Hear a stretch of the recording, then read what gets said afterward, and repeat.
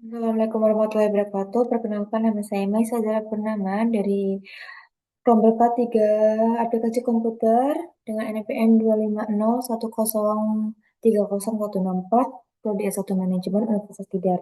Di sini saya akan mengerjakan proyek PJBL atau Project Based Learning mata kuliah aplikasi komputer. Ada 5 soal, jadi langsung aja aku kerjain. Aku mulai share screen. Ya, soal yang pertama yaitu berdasarkan dataset yang tersedia, hitunglah jumlah karyawan pada Departemen Legal yang memiliki tingkat kepuasan kerja sangat tinggi tapi juga memiliki tingkat stres yang tinggi.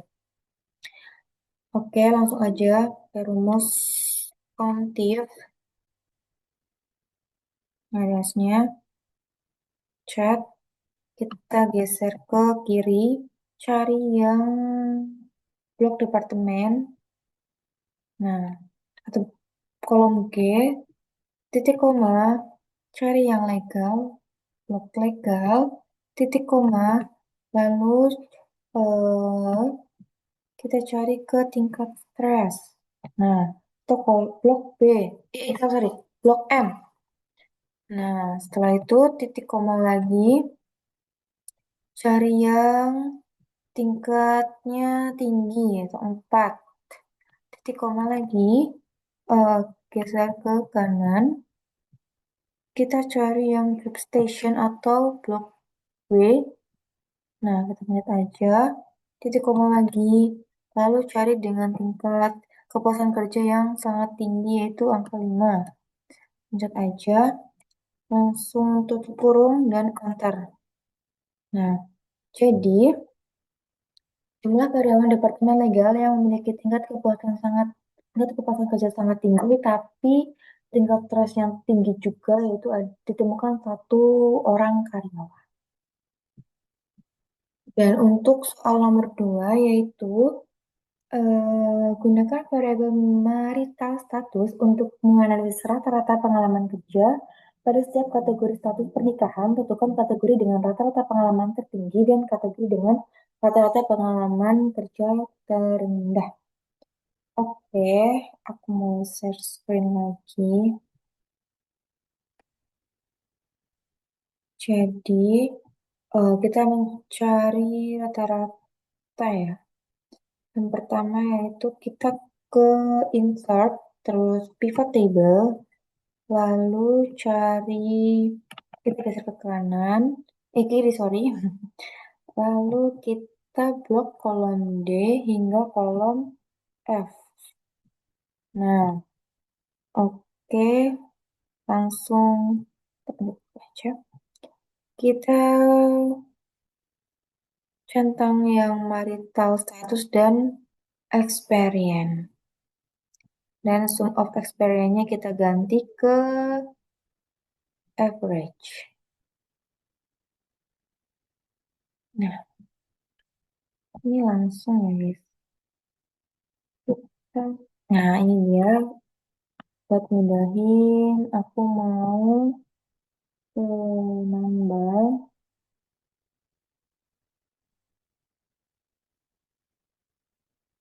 Jadi, berdasarkan tabel di sini, nunjukin kalau karyawan dengan status perceraian memiliki pengalaman kerja tinggi yaitu 19 dengan angka 19 dan karyawan dengan satu single memiliki pengalaman kerja yang terendah yaitu 5,8.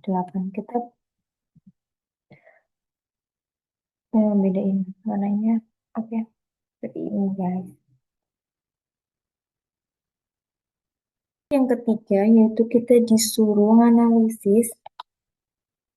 lakukan analisis berdasarkan variabel job level untuk menentukan. Yang pertama, job level dengan rata-rata work-life balance tertinggi dan job level dengan rata-rata cycle activity hours tertinggi. Untuk yang pertama, yaitu kita langsung ke kiri, insert, pivot table. Nah, tadi kan kita blok kolom job level sampai ke kolom WLB. Kita langsung oke. centang yang job level, scroll ke bawah, centang dengan yang WLB, ganti pada sum of WLB-nya ganti ke average. Sudah. Ini untuk yang pertama. Yang kedua, kita jelasin nanti di akhir. Sama caranya, kita ke insert, lalu cari pivot table, job level sampai ke cycle activity itu ada di kolom K. Berarti kolom E sampai ke kolom K. Langsung oke aja. Kita centang yang job level dan scroll ke bawah lagi sampai nemuin yang cycle activity horse.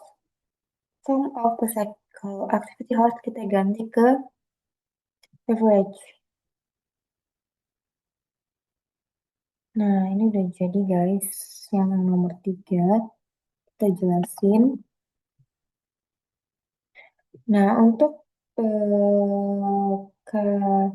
dengan rata-rata tertinggi ada di mid yaitu 3,1, kita ganti sorry, kita tandain aja.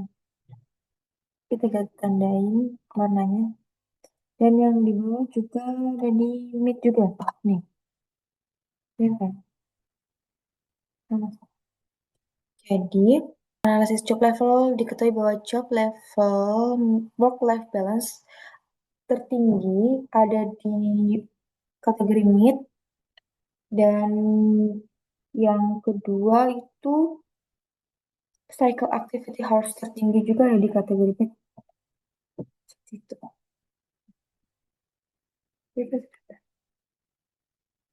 Untuk praktek yang keempat, yaitu kita disuruh membuat grafik batang bertumpuk yang menampilkan jumlah karyawan berdasarkan Departemen Sumber X dengan setiap batang dibagi berdasarkan 5 kategori job level.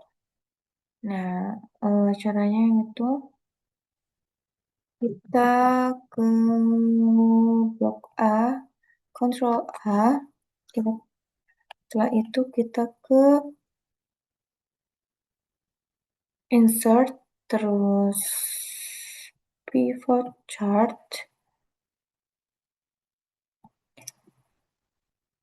Kita pilih yang ini, lokasinya kita pilih lokasi yang kosong. Ini di sini. Langsung oke aja. Kita pilih EMP ID dan juga departemen, juga job level. Ini kan ini departemen dan juga job level.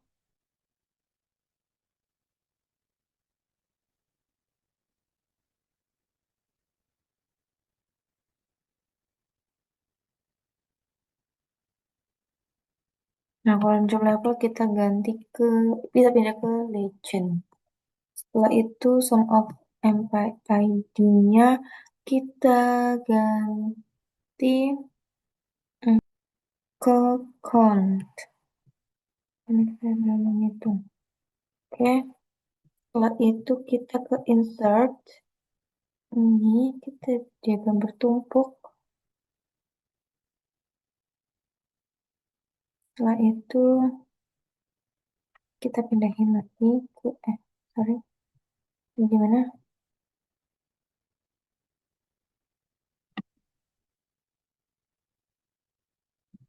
Oke. Kita mana?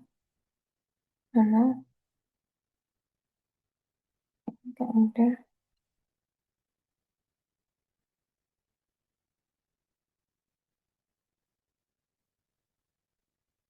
Setelah itu kita ganti, kita pilih sesuai untuk yang begini.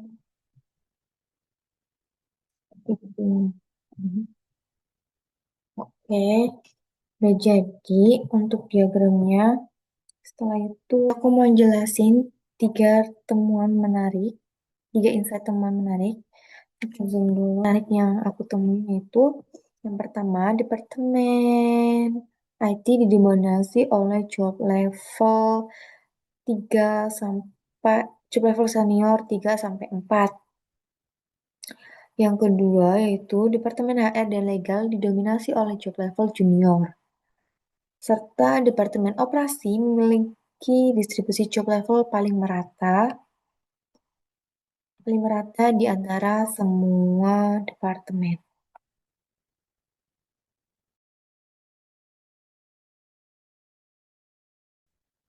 Yang pertama kita mau nyalin kolom true or false-nya. Kita filter, kita cari yang true. Setelah itu kita salin kolom W, kita tempel,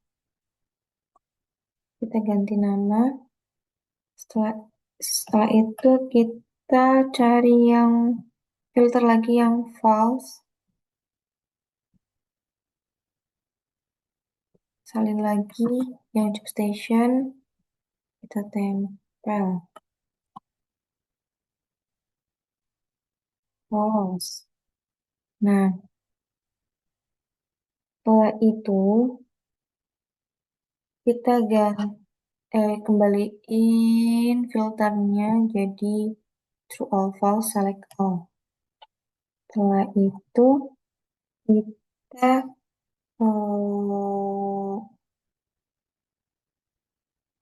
lanjut ke data analis.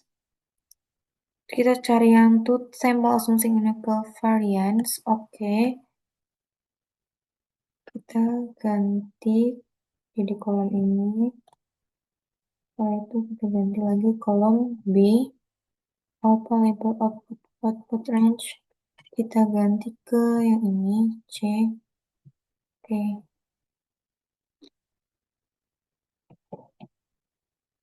Setelah itu kita pilih ke home, ke number. Setelah itu kita oke. Nah, udah ketemu nih guys. Kita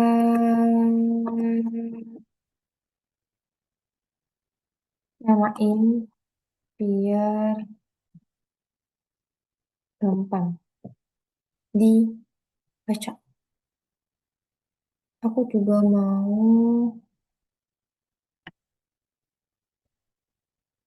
Nah, ini untuk yang 5A, setelah itu yang 5B. Sama lagi soalnya melakukan pengujian apakah terdapat hubungan antara beban kerja dan tingkat kepuasan kerja karyawan. Nah, caranya itu kita salin ke kolom L, tempel. Setelah itu lagi ke kolom job station atau kolom W. Tempel lagi. Apa ini? Mungkin belum ketempel ya. Belum salin. Setelah itu ke data, cari data analis. Kita cari yang korelasi. Nah, setelah itu kita ini hapus dulu. Lalu blok kolom ini. Lalu output range. Output range-nya aku mau di sini. Oke. Nah, ini dia hasilnya guys.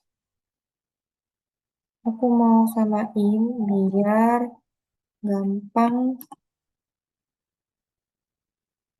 bacanya. Jadi, aku bacain hasilnya. Kalau data ininya di bawah 0,05 artinya ada perubahan signifikan antara pekerja yang lembur dan pekerja yang tidak lembur.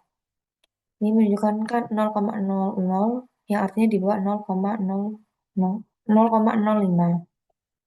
Setelah itu ini hasilnya itu 0, minus 0,25. Hasil dari data ini adalah minus 0,25 dan itu mendekati 0, yang artinya tidak ada hubungan linier atau hubungan yang lemah antara beban kerja dan tingkat kepuasan kerja karyawan. Oke, jadi itu dia tugas PQBL, Project Based Learning, metode Applikom. Mohon maaf jika ada salah kata dan see you guys.